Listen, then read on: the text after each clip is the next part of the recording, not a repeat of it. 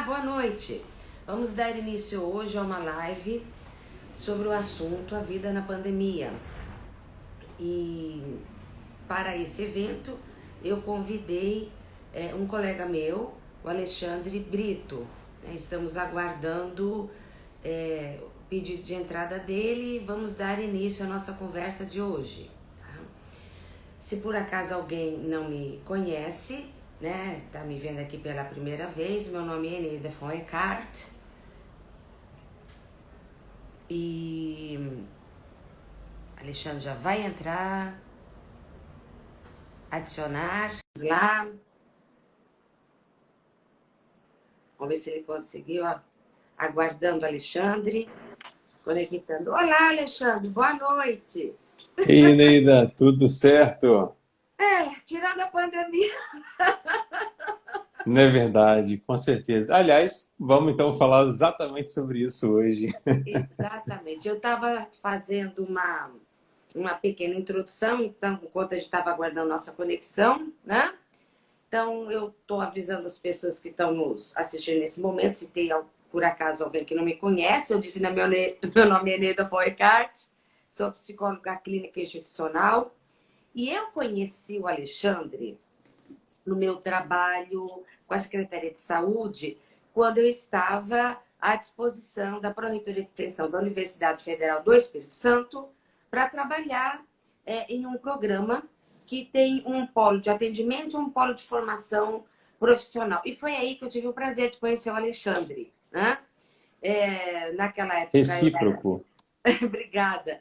Ele fez um importante trabalho no serviço de atendimento individual que eu coordenava, e ele fundou, ele criou uma oficina terapêutica para crianças de pequena idade, né? Então é daí que eu conheço o trabalho dele e por isso que eu quis fazer essa live com ele também. Então eu gostaria de avisar a todos que eu e o Alexandre bolamos a nossa conversa de hoje assim. Nós podemos falar inúmeras coisas sobre a pandemia, mas escolhemos 4 eixos, tá? Primeiro, uma provocação que eu tenho feito. A Covid-19 seria a quarta ferida narcísica ao homem, à civilização? Ponto 1. Ponto 2. A economia e a educação nunca precisaram conversar uma tanto com a outra. Eu também escolhi esse tema de economia porque o Alexandre, vamos dizer assim, ele é um educador financeiro, né? Ele tem um trabalho, né, no ar sobre isso, acho que é importante.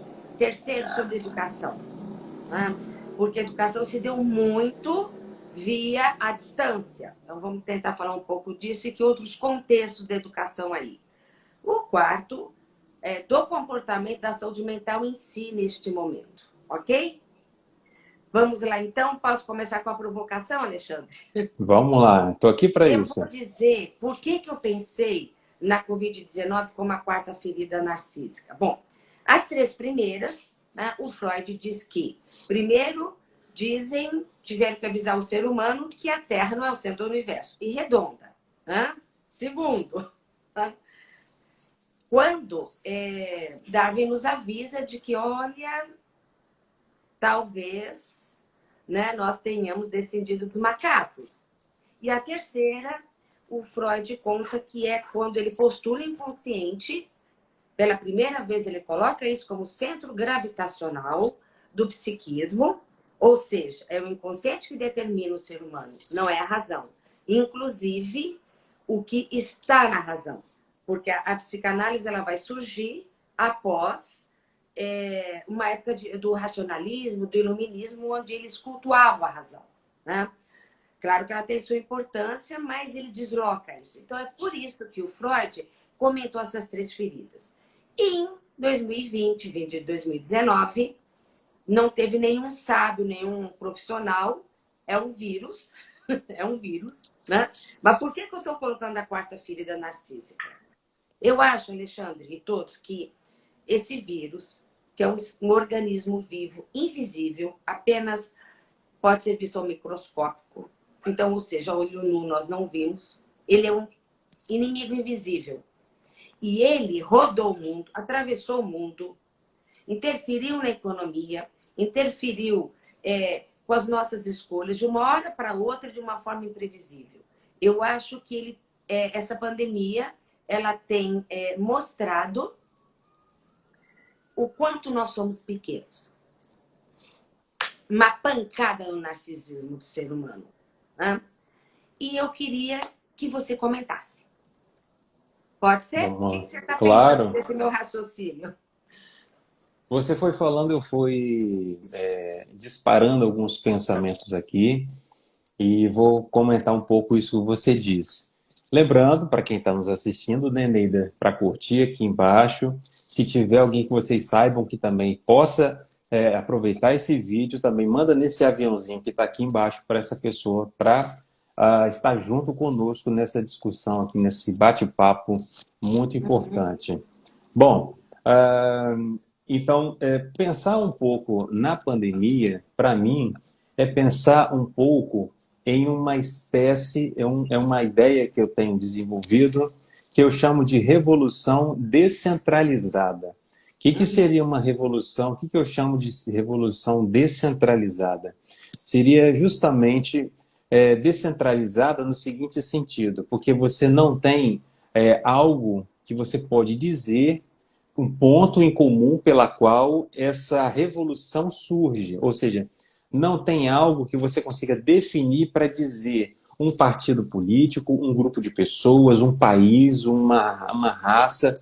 É uma revolução que não surge a partir disso, e ela surge, se a gente pudesse até colocar em termos mais comuns, é como se fosse uma revolução da própria natureza, que ela põe em xeque a nossa forma de conviver, ela põe em xeque a nossa forma de trabalhar, ela põe em evidência o que a gente chama de educação, que na verdade nem sempre é de fato uma educação, ela põe em evidência a forma como nós pensamos o tempo, ainda mais num mundo como o nosso, em que a gente acredita que o tempo é dinheiro, nessa questão incessante ali de uma produção incessante, em que as pessoas não sabem parar, e muitas vezes elas só param ou adoecendo, ou com alguma força de fora, parando essas pessoas, né? E outra coisa que essa pandemia também deixou muito evidente, Eneida, é o quanto nós estamos mais conectados do que a gente possa imaginar. E quando eu digo mais conectados do que a gente possa imaginar, não é necessariamente uma conexão virtual, uma conexão enquanto rede social, mas enquanto comunidade humana, enquanto pessoas que cada decisão que eu tomo afeta várias pessoas do outro lado do mundo. E como que isso se espalha de uma forma mais rápida do que a gente imagina. Tanto que no começo da pandemia, Nele, eu até brincava que se o vírus veio da China com essa velocidade, provavelmente, por exemplo, na maçaneta da porta do meu prédio, que eu abro todo dia, deve ter uma baba de um russo, o botão que eu aperto para pegar o elevador deve ter o suor de algum chileno. Então, assim, a coisa ela se espalha de um jeito em que a gente vai se afetando muito de forma global e a gente não percebe. Então, e ela deixa isso muito evidente. E outra coisa é isso que você traz, que será que essa pandemia não seria ali também uma ferida narcísica? Olha, eu acredito que ela pode trazer mesmo esse efeito, demonstrando aí as nossas impossibilidades. Então, tudo que traz ali a impotência, a impossibilidade, né, o que Lacan vai chamar de real, eu acredito que isso é, sim, uma forma de você atingir a ferida, ferir esse narcisismo nosso, né? Tentando falar com uma linguagem mais comum, seria o seguinte: esse narcisismo, né, pessoal, é aquilo que a gente chama de eu, né? Aquilo que a gente constrói a vida inteira e se identifica, se olha no espelho e diz: esse sou eu. Mas ao tempo todo a gente entrando em crises, né? A gente se olha no espelho às vezes e não sabe muito bem quem a gente é ali, ou a gente não gostaria de ser aquilo que a gente vê. Então, e essa pandemia ela traz esse golpe narcísico também, quando ele descentra, ele tira do centro a gente enquanto simplesmente produtores da nossa vida de forma individual. É isso que eu estou querendo trazer. Que na verdade não é. Não é. A gente é muito mais determinado por tantas forças, por tantas determinações, por exemplo, inconscientes, que quando vem algo como esse, como essa pandemia, a gente entra aí em crise porque a gente se desconhece. Então, quando a gente fala que é uma ferida narcísica e uma revolução, significa que o que a gente conhece é sempre insuficiente, que o que a gente sabe sobre nós também é sempre insuficiente e que nós não somos, de fato, promotores de um destino que depende de nossa vontade. Eu acredito que essa pandemia trouxe essas crises em vários campos, tanto da economia, quanto da educação, quanto no próprio conhecimento científico, para justamente ali baixar um pouco a nossa bola e mostrar que, para além do que a gente deseja ser e deseja ter, existe algo muito maior que nos ultrapassa, né, Neida?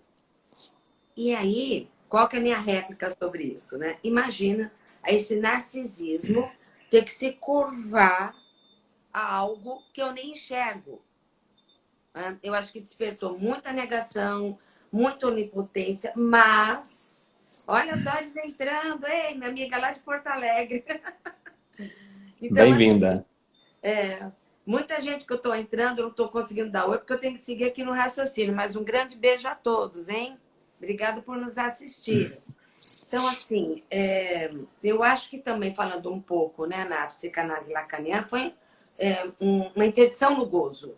Eu gosto de tomar minha cerveja com os meus amigos todo tal dia. Não dava, né? Se é que dá ainda, né? Então, assim, ao mesmo tempo, nós vimos uma produção coletiva muito importante, né? Muitas empresas deram doações, muitas empresas se mobilizaram, teve uma grande produção de conhecimento, as pessoas elas se reuniram, se debruçaram procurando soluções, ajudas, né? Tem tantas pesquisas sobre a vacina. Então, Uhum. né? Esse contraste. Mas é a tal coisa, né? Hoje em dia, as pessoas se realizam muito nas imagens. Eu aperto, dou um cliquezinho no telefone ou no meu mouse, a minha mensagem vai para o outro lado do mundo, como você falou. Né? Mas, ao mesmo tempo, mostrou, acho que assim, a ausência, como é importante a presença.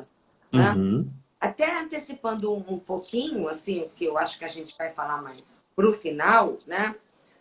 Ela nos promoveu situações concentradas no mundo todo e coisas que poderiam acontecer de uma maneira mais parcimoniosa, né, mais escalonada, concentrou. É por isso que também se concentraram, né, as depressões, os transtornos de pânico, muitas questões anteriores que as pessoas, os sujeitos poderiam estar levando assim, até pela essa interdição no narcisismo e pelo afastamento afetivo, que foi uma condição para a gente sobreviver, né? Uhum. Isso aflora, porque as nossas amarras, né, os nossos contrabalanceios que a gente vai dando na vida para levar, numa situação como essa, eles desmontam. Então, nossas questões aparecem. É. Para quem está mais ou menos, vamos dizer assim, com a sua vida emocional em dia, ou consegue ter uma resiliência maior, partiu por uma questão, eles conseguiram reformular muitas coisas, né? Por exemplo, a forma de vender, a forma de trabalhar, a forma de ensinar. Então, vamos dizer assim, se a vida dá para gente um limão, vamos tentar fazer disso uma gostosa limonada. Mas não é todo mundo que consegue espremer o limão, não é? Sobre esse aspecto, o que mais você gostaria de falar? Ou a gente entra já no segundo tema, que seria economia e saúde? O que você acha? Eu acho que a gente pode encerrar, e aí eu gostaria de fazer só uma observação final, né, pessoal? Que, olha só, essa pandemia veio e duas coisas, né? Talvez a segunda eu falo depois que a gente for falar da saúde, que seria a questão das redes sociais, mas eu vou então focar numa primeira, que nós já temos, assim, muita insatisfação, e eu vejo muita gente insatisfeita em relação ao modo de trabalhar hoje. A rotina de trabalho, essa coisa automática de você ter que trabalhar em uma espécie de poder disciplinar, na qual você acorda a tal hora, pega um determinado transporte a tal hora, almoça, você bate ponto, você tem uma vida programada, você acaba tendo uma vida ali automática, uma vida em que não tem, muitas vezes o desejo fica de lado, uma repetição incessante, e que isso causa muito sofrimento, e as pessoas começam a desejar o final do dia, começam a desejar o final da semana, começam a desejar só o final do mês, desejar o final do ano, até que chega o desejo do final da vida. A vida vai ficando até, a morte vai ficando até menos insuportável, muitas vezes, dependendo até da forma como se vive a vida. E essa pandemia trouxe a possibilidade da gente mudar algumas formas de fazer as coisas, né? Ela precipitou, na minha opinião, algumas revoluções que talvez demorariam anos. Então, o que a pandemia fez é como se fosse uma enzima que acelera um processo químico, na qual a gente, um catalisador que acelera um processo químico na qual você vai ter antecipado ou aumenta a velocidade pela qual nós poderíamos ter uma nova forma de trabalhar, como, por exemplo, usando tecnologias ao nosso favor, enfim, né? Sem necessariamente que a gente mudar, sem que necessariamente a gente, né, repetisse o que a gente tinha antes, né? A Cássia está até escrevendo aqui que serviu para nos reprogramar. Isso é muito interessante, porque realmente ela tenta ali antecipar e trazer a possibilidade de uma nova vida. Mesmo, pessoal, que a gente não tenha essa nova vida, que esse novo normal seja uma grande bobagem e que talvez volte até pior do que antes, os mecanismos de controle, mesmo que isso aconteça, a gente ainda vai se incomodar ainda mais. Não vai passar em vão essa questão. Mesmo algumas autoridades, elas começam ali, mesmo que muito modestamente, a apresentar alguns programas de governo para algum tipo de mudança, mesmo que sejam muito pequenas, bem celulares, né, bem microscópicas. Essa pandemia ainda serve para que a gente saiba da possibilidade de uma nova vida e que a gente, se achava que a vida que a gente levava uma coisa sem questão, e talvez agora a gente comece a questionar mais essa vida que a gente vive. Uhum. E aí eu acho que você deixou bastante gancho para a gente falar da economia e da saúde. Né? Ela, evidentemente, a pandemia, ela trouxe a possibilidade de se reinventar. E aí eu quero destacar o seguinte: quem já tem, entra um pouco na parte de educação financeira, tanto Vamos lá. individual, em CPF ou em CNPJs, né? Quem já tem uma disciplina, quem já tem uma saúde financeira, que reflete a saúde. A saúde financeira de uma pessoa reflete a saúde pessoal, a saúde mental de alguém, né? Seu modo de viver, né? Então, quem tinha uma certa gordura, uma certa organização, enfrentou essa pandemia com mais tranquilidade. Quem estava Uhum. ali sempre no limite, evidente que entrou em mais dificuldades. Tá? Uma vez, eu me lembro que a gente estava discutindo, num outro momento, que a morte ela é democrática, porque ela atinge qualquer ser humano, em qualquer lugar do planeta, independente de sua condição. De certa forma, essa pandemia também, até certo ponto. Né? Porque os menos favorecidos, né? As pessoas que vivem em maior insalubridade, esses foram mais atingidos. Né? Então, ela nos deu muita coisa, mas tirou também de muitos. Eu até fiquei com a seguinte impressão, né? O que eu penso nessa coisa da economia, então, e da saúde? Veja, quando você precisa, você tem um desafio. Eu digo que a gente viveu algumas pandemias ao mesmo tempo, né? A Uhum. sanitária, a de saúde, né? A do trabalho, a econômica e a política, né? Porque teve muita controvérsia, teve muitas questões. Eu acho que isso abalou talvez mais as pessoas do que se fosse só uma pandemia sanitária. uma outra questão que eu vejo que é assim, quando a gente toma uma decisão econômica, seja a nível mais micro ou macro, um gestor público, por exemplo, se a avó reabrir o comércio, olha que coisa delicada, olha que coisa importante. O carnaval no Brasil, muitos acham que o carnaval não deveria ter acontecido no Brasil, foi quando a coisa se instalou para valer.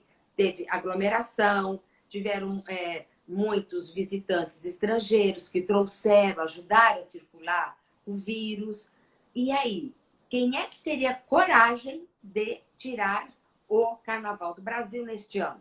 Carnaval também é economia, mas será que não seria melhor perder, num momento, a parte turística, a parte... Eu adoro carnaval, tá? Só estou dando exemplo. Até já desfilei em escola de samba, se puder, eu desfilo de novo. Mas, assim, teria um prejuízo hoteleiro, turístico, das companhias aéreas e tal. Mas olha o prejuízo global que nós tivemos. Talvez o carnaval do ano que vem não possa ter. A gente não sabe quando sai a vacina, né? Então, assim, decisões econômicas que às vezes se tomam porque a gente precisa cuidar da saúde financeira das pessoas e do planeta. Né? Se um país está bem, é melhor para nós. A gente não tem que desejar que ele esteja mal, a gente tem que desejar que todos estejam bem, especialmente nós. Tá? Mas uma decisão, quanto que pode custar para a saúde? E eu acho, Alexandre, que nós teremos muitos impactos ainda na saúde, que vão decorrer muitos gastos. Tá? Vai impactar muito a economia, porque muitas pessoas deixaram de se tratar, tratamento continuados, ou fizeram as suas revisões. Eu acho que depois que a coisa, como está caminhando, parece ficar mais flexibilizada, ou puder voltar a uma vida praticamente normal, vai ter uma explosão. E talvez muitas doenças que poderiam ser diagnosticadas antes, vão ser diagnosticadas de uma forma mais tardia. E isso custa para a humanidade, custa para o ser humano e custa para a economia também. Então, quando eu penso assim, se a economia conseguir não pensar só em números, mas pensar do ponto de vista coletivo do bem comum, pode ser que se gaste mais agora, mas se economize muito depois. O que você pensa dessas minhas colocações, Alexandre? Eu penso que o bem comum ele é um problema que já é trabalhado pela filosofia, por exemplo, há muito tempo, né? Com Jeremy Bentham, por exemplo, que eles falam da pragmática, falam enfim, de questões em que uma decisão moral deveria ser avaliada a partir do bem comum. Eles vão trazer esse critério para a gente saber o que é o certo e o que é errado. Mas existem algumas crises que a pandemia deixou bem claro, que uma delas é justamente a crise ética, né? Uma pergunta, quando eu sempre trabalho com a questão da economia, seja de finanças pessoais ou não, é justamente a seguinte relação, a relação entre preço e de valor.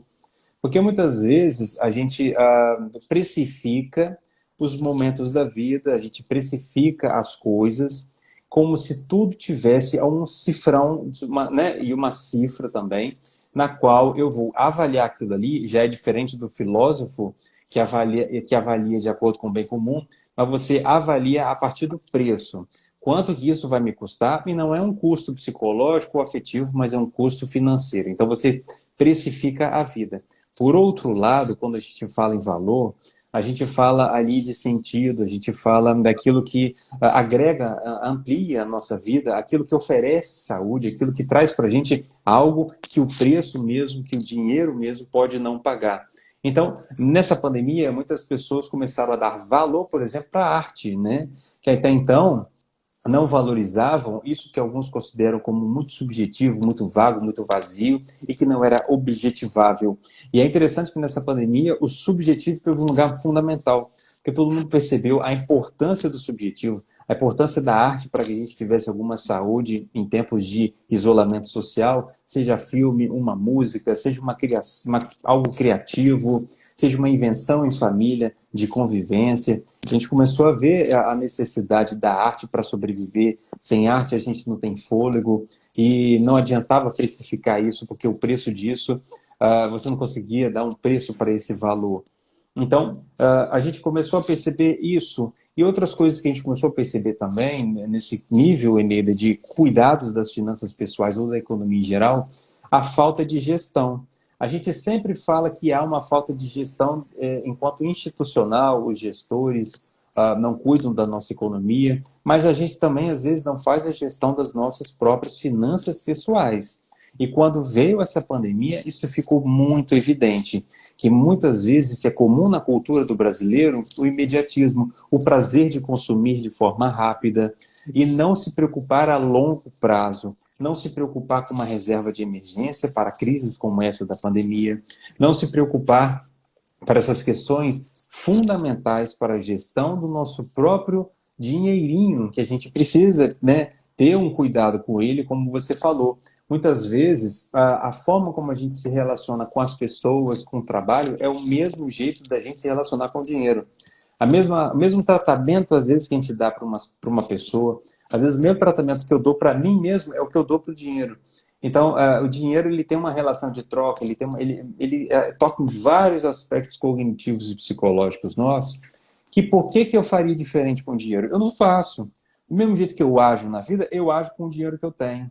E às vezes você age de forma irresponsável, ou às vezes por medo também, em relação aos investimentos, ou por falta de conhecimento. Então, esses são grandes problemas do Brasil, no brasileiro, essa falta de educação financeira, e que essa pandemia traz e deixa muito evidente o nosso problema com a gestão dos nossos recursos. Seja você, pessoa aí que está com a gente agora, e a falta dessa gestão, talvez, do seu próprio dinheiro, de às vezes você só viver com o que sobra. Olha só como você se trata. Você vive de sobra, então, porque no final você só usa o que você sobra.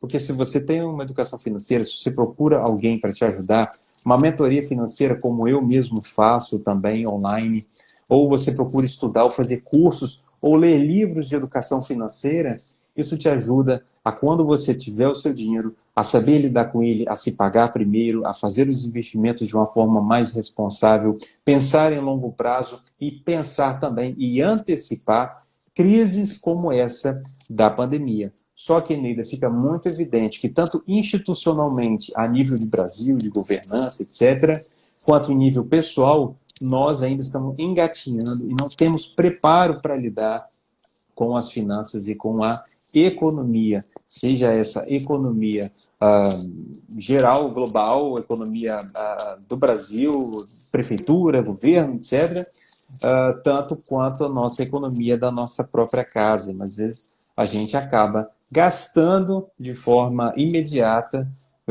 ainda mais agora, né, Neide, com essa crise do arroz, né? Imagina, é mais Nós negócio você estamos comprar o falando hoje arroz, sobre o curso.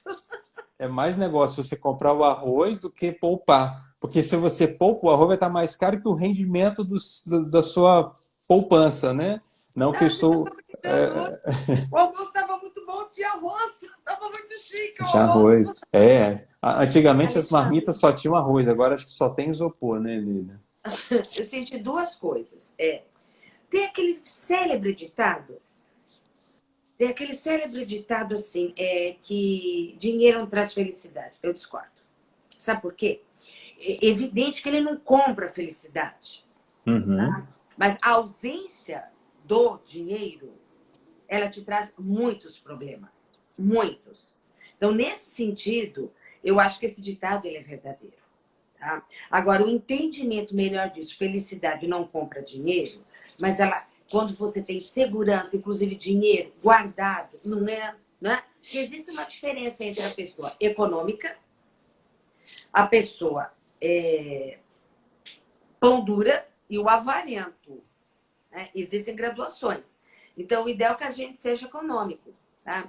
Então, quanto a essa questão de trabalho, a questão econômica e a questão da saúde, você sabe que eu observei, né, um movimento um pouco dentro daquilo que eu tive contato, que eu estudei, porque, nossa, Alexandre, é tanta live, é tanto congresso, é tanta aula que eu fiquei assim, eu estava assim, teve uma hora que eu estava cansada, até falei, gente, como é que eu vou dar conta de dar tanta coisa, né?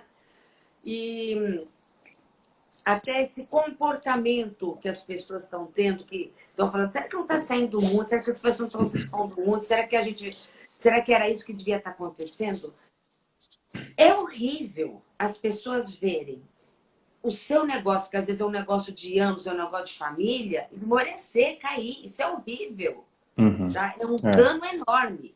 Se a pessoa não tem seu próprio negócio, e se a pessoa é um funcionário, um colaborador, até um terceirizado, ele ficar sem isso é horrível. Então, eu vi que as pessoas preferiram até se arriscarem mais em favor da economia, porque se fosse para morrer, era melhor morrer de uma doença. Parece que era mais humano, era mais natural, do que você morrer assim, de fome, de falta de emprego, de precisar ir para a casa dos outros, porque essas coisas dão um dano mental muito grande. Entre um dano e o outro, as pessoas parecem que estão preferindo o dano das que parece mais comum. A gente pode morrer mesmo, mas perder o que é seu, perder o que você produz, perder onde você se reconhece, parece que as pessoas identificaram nisso um mal maior. É um fantasma, é uma ameaça muito grande você ficar sem a sua produção, sem o seu vínculo de trabalho, onde você pode seguir com a sua vida. Uhum. Tá? Então, acho que as pessoas estão preferindo também isso. Mas, ao escolher isso, eu acho que as pessoas poderiam estar um pouquinho mais cuidadosas e prudentes. Mas isso eu acho que é um assunto que eu prefiro deixar para o final. Nós podemos falar um pouquinho de educação? Podemos, só vou concluir a questão da felicidade que você trouxe, que eu acho que é um pouco exatamente isso. Aliás, a Rita e a Tânia estão aqui agora com a gente também. A Bianca. Bianca. E outra coisa, a questão da felicidade, eu penso que se relaciona muito com a nossa vida financeira. Como eu trouxe antes, muitas vezes, por estar com uma insatisfação em relação mesmo ao trabalho, a essa rotina e a essa coisa automática, muitas pessoas, quando buscam educação financeira, elas justamente procuram uma coisa muito fundamental, que é a tal da liberdade. Então, a liberdade financeira seria justamente você não ter uma dependência necessariamente ali de um plano de previdência privado, ou você ter uma dependência de um trabalho, de um emprego, você não ter a dependência de colocar na mão do outro a possibilidade de você ter ali um retorno financeiro na qual você mesmo faria a gestão desse dinheiro, desses cuidados. Até porque educação financeira não é só dinheiro. Acho que o dinheiro é só um dos manejos, é uma forma da gente lidar com ele, na verdade, né? Então, isso. Então, traz essa questão da felicidade muito mais nesse sentido, como você trouxe, de a possibilidade de eu me realizar naquilo que eu faço, sem que necessariamente aquilo que eu faço eu me sinta um escravo, vazio, alguém que repete algo por alguém, né? Então tem toda uma questão mesmo do sentido, e isso é fundamental. Você fazer o que faz com uma certa satisfação para a própria saúde mental. Eu ouvi uma vez que você sabe se você está trabalhando no lugar certo, você sabe que você está trabalhando onde você deveria estar, quando você se faz a seguinte pergunta: ainda me pagam para eu fazer isso? Olha só, se você se pergunta, ainda me pagam para eu fazer isso, é porque você provavelmente está onde você gostaria de estar. Alexandre, eu estou muito feliz com a nossa audiência, tá? O pessoal lá do programa Catador com a Sua Mania, né? Também está. A Eva está nos dizendo a dupla querida, né? Somos todos queridos, Rita. A Rosilene Chagas também entrou. Desculpa se eu não consegui ver alguém, porque vai subindo. A Luna Faz também parte. acabou de entrar. Tudo bem, Luna? Né? Enfim, vamos lá. O que eu queria falar? Isso também tem a ver com educação. Toda vez que a Vamos gente lá. fala em educação, tá? A gente pensa em educação como escola, como transmissão de conteúdo. Claro que é também. Inclusive, recentemente, eu postei três pequenos vídeos de aprendizagem gera desenvolvimento. Eu coloquei lá no meu feed. Essa é a questão da educação que eu quero trazer hoje. A Leila também está aqui. A Leila é uma grande amiga minha. Nós somos amigas desde os 9 anos de idade. Nós estamos sendo muito bem prestigiados. Eu estou feliz. Tá ótimo. Isso aqui tá lindo de se Está ver, né? aumentando nossa responsabilidade, hein, Ale? Com certeza. Mas responsabilidade com prazer é bom, né? Ó, Então, vamos lá. Se todo trabalho fosse esse, estava ótimo. A exato. Cássia também. Obrigada, Cássia. Ei, Rose. Então, olha só. Quanto à questão de... o que eu quero falar agora de educação tem a ver com economia e trabalho, mercado de trabalho. Antes da pandemia, tá? É uma coisa que tem me preocupado muito. Por essa mudança tecnológica extremamente dispensável, está mudando o modus operandi da gente trabalhar, né? E nós verificamos nessa pandemia que é possível trabalhar de uma outra maneira que a gente não imaginava, tá? Porque você quer ver um exemplo, Alexandre? Ah, A disposição a possibilidade de você fazer ligação de vídeo no WhatsApp, eu fazia, eu tenho muitos amigos no Sul, em São Paulo, a minha família em São Paulo. Eu ligava, falava que ia ligar, a pessoa não tinha esse hábito. Suziene, tudo bem? Ei, Suziene. Então, agora as pessoas parece que aprenderam isso. Mas sabe o que eu estou preocupada? É que está tendo uma revolução na forma de produzir, na forma de trabalhar, e não está tendo uma educação para reeducar, para reprogramar, no bom sentido, reprogramar, tá? Reconduzir as pessoas a esse mercado de trabalho. Eu estou muito preocupada com o volume de mão de obra que vai ficar sem qualificação e sem inserção nesse novo mercado de trabalho. Tá? Então, a educação ela também tem que ser pensada de uma maneira continuada, né? Para quem tem pós-trabalho, tem muitos pós-trabalhos que vão ser extintos. uhum. Muitas estruturas físicas não vão retomar, vão manter seus trabalhadores online depois dessa pandemia. Então, primeiro, dá um impacto no mercado imobiliário. Você vai ver muita sala, muita loja fechada, muita coisa. Você quer ver outro impacto financeiro que houve? O Espírito Santo, né, ele é abençoado. Ele tem um litoral maravilhoso e as montanhas. Em alguns condomínios, na região de Domingos Martins até Pedra Azul, onde tinham terrenos, casas, condomínios, venderam tudo. Então, se aqui está fechando, lá está abrindo. Quer dizer, é um movimento da economia. E aí, como é que a gente vai fazer, né? Porque a gente pode pensar em termos de coletividade. Isso é um ponto. Educação, né? Para essas pessoas também que vão ficar precisando de uma outra forma de qualificação para o mercado de trabalho. Isso é um aspecto da educação. A educação não é só transmissão de conteúdo. Segundo, a educação à distância, ela já estava aí e as pessoas tinham muitas ressalvas. Eu soube de informações de faculdades que não vão querer voltar para os cursos presenciais. Primeiro, uma economia enorme na estrutura física. As pessoas estão dizendo que o aproveitamento é muito melhor que a pessoa não perde com conversa paralela, ele entra a hora que quiser, ele modela. Isso é bacana em termos de conteúdo, mas eu quero ressaltar algo que tem a ver também com o trabalho, tá? Eu acho que tem uma coisa que essa pandemia mostrou, e as pessoas ainda vão ter que se dar conta disso, que a interação subjetiva, interpessoal, intersubjetiva, os vínculos, eles nos ensinam muito. Por exemplo, uma sala de aula que é presencial, eu tenho que lidar com fulaninho que não para de conversar. Fulano, fica quieto que eu quero ouvir o que o professor está falando. Isso é aprendizagem. Quando as coisas ficam mais à distância, essa demissão ela é suspendida. Ela fica suspensa. Uma pessoa que trabalha em casa, ai que bom, eu não vou ter que pegar aquele transporte público de péssima qualidade. Mas ele deixou de passar pelo ponteiro do prédio, ele deixou de ver, olha, se foi esse motorista de ônibus de novo, né? Oi, tudo bem? Como é que vai, senhor? Obrigado por ter me esperado no ponto, não partiu.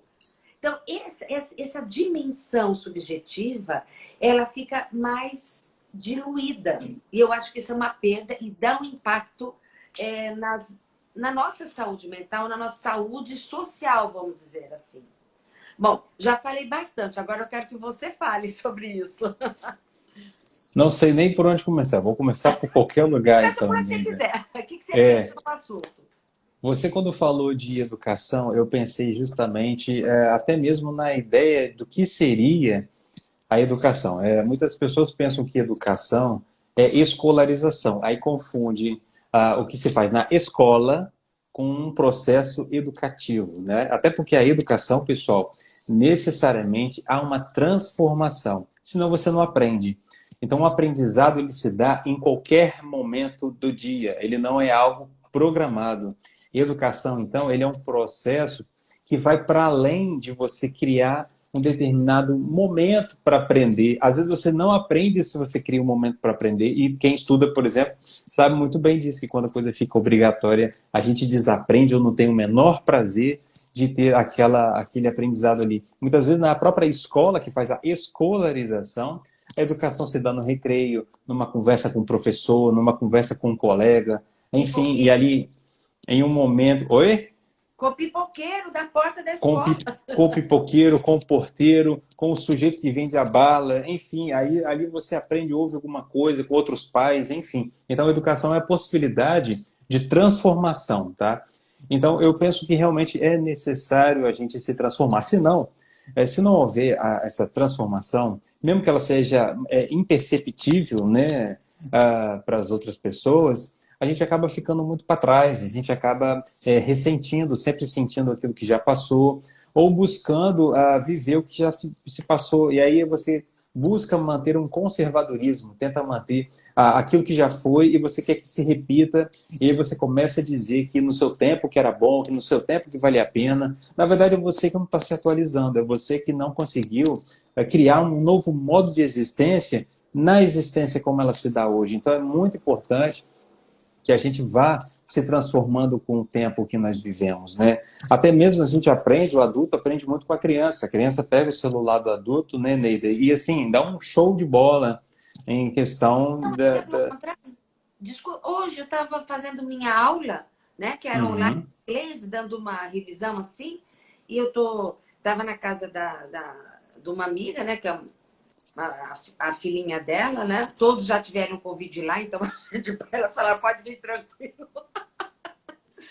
E a menina disse, você errou, tia. Ela foi lá no quartinho dela, pegou o caderninho e a caneta e falou assim, anota o que a senhora errar.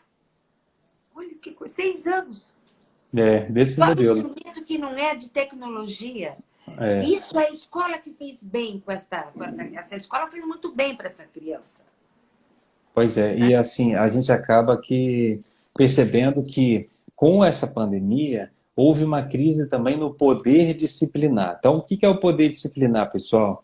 É aquele, vamos dizer assim, aquele poder que tenta conduzir a sua conduta, que tenta mais ou menos definir como você vai agir, se vestir, se comportar. A hora para tudo é o poder da disciplina que faz isso, né? Perguntar sobre o desejo. Cada Então, não necessariamente, pessoal, o poder disciplinar ele é ruim, mas ele cria modos de vida. Você pode perceber que, no final das contas, as pessoas acabam vivendo muito igual, saindo do trabalho na mesma hora, vivendo a mesma coisa, vivendo as mesmas queixas, os mesmos sofrimentos. E aí, o que eu acho, Enê, a questão de trabalho, até colocaram aqui também, e comentaram aqui sobre essa importância do home office. Eu acredito que com essa crise no poder disciplinar, que busca controlar o horário do trabalhador, que os professores tiveram crise porque não sabiam como avaliar a prova do aluno. Então, essa série de crises sobre o controle dos corpos, essas várias questões que apareceram junto com essa pandemia, trazem ali a possibilidade de uma nova vida, né? A possibilidade de a gente viver de uma outra forma, a possibilidade de a gente talvez ali pensar novos fôlegos para viver. E o quanto que a gente viu, e eu acho que isso é uma ameaça ao poder disciplinar e às instituições que são fundamentadas nesse poder disciplinar, essa crise é uma ameaça a essas instituições. Elas não sabem o que fazer, estão doidas para voltar para o tal do novo normal, que na verdade não existe esse novo normal, é voltar como era antes, com condições piores. Sabe por que piores? Porque você descobriu no isolamento social uma maneira de trabalhar mais e melhor com saúde. Só que você vai ser mais livre, só que você vai ser obrigado ali a voltar nesse modelo anterior que essa pandemia precipitou, mostrando que é um modelo que está cada vez mais ultrapassado. Então, quem não se atualiza vai ficando para trás. Talvez as empresas privadas, algumas delas consigam fazer ali alguns reajustes nesse sentido, mas a gente percebe que o trabalho em home office, por exemplo, ou usando as tecnologias, são trabalhos que foram a favor ali da saúde mental. Então, você tinha mais tempo, você não tinha isso que você falou, né? Ter que enfrentar o transporte público, que não sei se a palavra é público mesmo, né? Enfim, que é de fato ali um grande problema. Você fica horas no trânsito, Adoece as pessoas. você perde Adoece. 2 horas ou 4 horas do seu dia é, no trânsito agarrado, né? E olha a Cássia aqui falando que os órgãos públicos estão fazendo uma economia enorme, de fato. Mas, Cássia, apesar dessa Faz economia saber. enorme, tem ali a necessidade do poder disciplinar, do controle do horário, do controle das avaliações. Então, tem que mudou, mas não mudou, entende? Houve essa necessidade, mas ainda tem mecanismos de controle que precisam ser reavaliados para que possa realmente essa revolução Você descentralizada afetar de fato essas instituições, né, Neida? Se as pessoas ficarem mais nos trabalhos virtuais à distância, por favor, isso eu quero falar para vocês. Compensem com vida com vínculos. Compense com vida com vínculos. Tá? Não fique só porque senão vai ficar muito só dentro da casinha. A gente precisa, nessa hora, também precisa sair da casinha, mas com cuidado nesse momento, tá? Uhum. Então, acho que está começando a se aproximar do nosso último assunto. Nós temos 14 minutos. E assim, Vamos nós lá. estamos falando 13 minutos. Nós estamos falando de comportamento, falamos um pouco de saúde, mas vamos falar especificamente da saúde mental. Você falou lá mais para o início da nossa live a importância da arte. Uma coisa que eu trabalhei muito com os meus pacientes, tá? Muito, foi falando assim, esse tempo, produza. Aproveita, o que você gosta de fazer? E com muitos pacientes eu consegui trabalhar e eles despertaram coisas maravilhosas neles, tá? Tem gente desenhando de uma maneira, fazendo produções de desenho, tá? E pessoas que estavam, assim, muito angustiadas, eu falei, você vai passar numa papelaria, você vai comprar lápis e papel, na hora que você vai parar e você vai pintar. Não importa com o que vai sair, deixa sair da sua cabeça. Eu vi também pessoas podendo se utilizar bem deste momento para deixar que aparecesse aquilo que estava guardado, em termos produtivos, inclusive profissionais, mas evidentemente. Eu vi também famílias que precisavam até de um tempo estarem juntos, mas o que eu vi também? Depois de um certo tempo, agora você imagina quem não estava bem ficar muito junto o tempo todo, o que não aconteceu, né? E aí eu acho que a vida, Alexandre, ela tem que ser mais uma roda em espiral. Por quê? O ponto que está aqui embaixo, ele vai rodar, mas nunca no mesmo ponto. Então, se você fica muito confinado, você começa a girar em círculos, mas no mesmo lugar. Então, eu tenho procurado... Oi, Stefânia!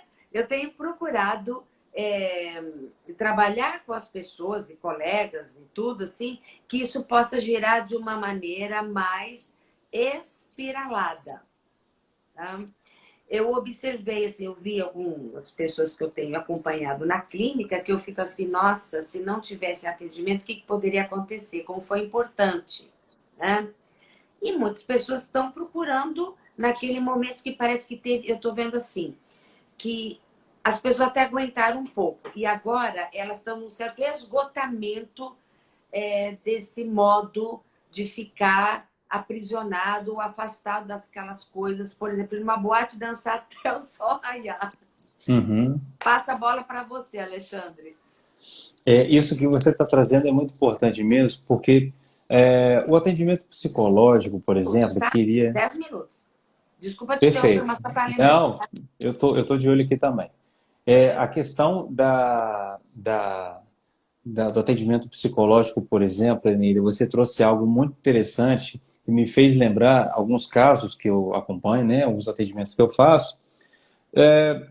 vejam bem, pessoal, a gente está falando antes de dinheiro, gestão da nossa vida financeira e quanto que a gente às vezes tem que prever algumas crises e criar uma reserva de emergência. O atendimento psicológico, ele também tem um caráter preventivo. Ele também tem um caráter ali que culmina, que contribui para que situações inesperadas, e elas vão acontecer, você possa lidar com ela de uma forma muito boa, muito melhor, talvez, em relação a do que decisões que você tomaria se você tivesse talvez uma relação tóxica, se você tivesse não estivesse em algum tratamento ou não estivesse realizando uma atividade física que é muito importante, ou estivesse descuidando da alimentação, ou se você estivesse perdendo o seu emprego sem alguns cuidados em relação a você mesmo. Então, eu acompanhei, posso até dar um exemplo, uma pessoa que procurou por uma demanda, ela procurou por uma questão, em atendimento a questão tomou um novo rumo, mudou de direção, vamos colocar assim, né? Virou ali para outro grau, começou um cuidado de si, em um outro nível de relação com o próprio corpo, com a própria alimentação, com a própria saúde, com as atividades físicas que a pessoa fazia. Veio a pandemia e a pessoa tinha questões em relação a peso corporal. Veio a pandemia, houve a questão do desemprego, e está lidando com tudo isso de uma forma assim muito saudável, muito saudável. Então, como que quando a gente fala em saúde mental, não é como as pessoas acham, né, um desabafo, uma conversa, uma coisa programada de curto prazo, não é uma questão para gente maluca, né? Pode falar, Eneida. Loucos para a direita, doidos para a esquerda, não é isso não. Exatamente. Então, Todos isso até... nós somos imperfeitos, incompletos, todos nós temos questões. E são essas questões que nos apontam as nossas séries. É o que a gente tem, Alexandre. Eu não posso contar com o que eu não tenho. Eu só posso contar com aquilo que eu tenho e ver como que eu posso reempregar isso na vida. Então, assim, como que a questão da saúde ficou muito evidente, né? O cuidado com a saúde na pandemia. Então, assim, às vezes eu vejo, Eneida, que nós somos muito marcados pelo mercado. Em que sentido? Olha só, as pessoas elas têm grande dificuldade de se sentirem inúteis. E olha como é bom ser inútil, ter aquele tempo de nada. Isso é tão saudável, aquela possibilidade de não necessariamente você ser produtivo o tempo todo. E isso gera também a ansiedade, essa exigência de felicidade, essa exigência de produtividade e sucesso. No mundo de hoje, esse mundo marcado pelo mercado, retornos financeiros muito imediatos, isso faz com que a gente ali... Felicidade, exigência, seja feliz, seja bonito, seja sarado, seja rico, seja isso, Isso. Seja aquilo que você mostra que você é no Instagram, porque aquilo é uma grande mentira, né? Então, isso tudo acaba afetando a vida da gente, né? No sentido de você não ter a possibilidade, olha só, hein? Tem gente que tem dificuldade de se sentir inútil, de ter um tempo de nada, de falar: o que você está fazendo? Nada. Como se isso fosse uma condenação, como se isso fosse um pecado, como se você estivesse...